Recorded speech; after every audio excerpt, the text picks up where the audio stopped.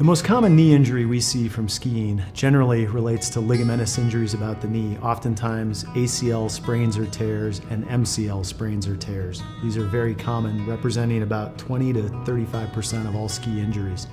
Here's some strength training exercises that can be done at home to prepare for the ski season. So one of the more beneficial exercises we can do to prevent knee injuries and build up strength is a double leg squat. And when we do this exercise, we're trying to keep our knees centered over our second toe. We're making sure that our knees don't buckle inward. He's doing a nice job of keeping his knees out, and he's focusing on tightening his core.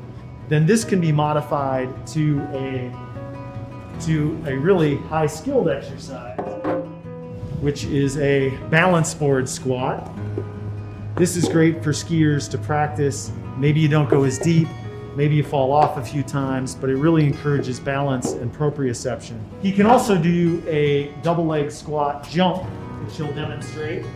The focus here is on a soft landing keeping your knees apart and separated. Another good exercise for knee injury prevention is a crab walk. The focus here is on keeping your knees shoulder width apart, bending at the waist and the hip, and focusing on the glutes and the core.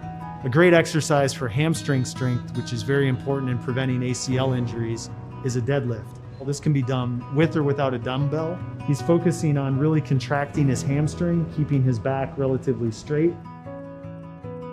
Another excellent exercise for hamstring strength is a hamstring curl. This can be done in many fashions. Anders is going to demonstrate a double leg curl and a single leg curl. Focus on bridging up first and then pulling your hamstrings or flexing your knees towards you. If you have problems with your low back, you can keep your back against the ground. It just may not be quite as effective. Another great exercise to work on balance and strength is a single leg step over. Anders is now demonstrating a nice slow progression, keeping the knees flexed, shoulder width apart, weight on the balls of his feet. For more advanced folks, and if you don't have an injury that would prevent you, he'll now demonstrate a hop over jump.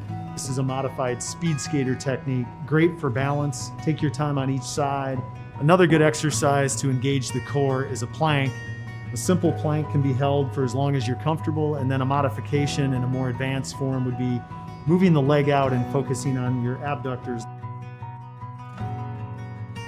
Other things we should be doing is making sure we're using proper techniques, so it's never a bad idea to get a lesson skiing, snowboarding, and make sure we minimize our risk that way.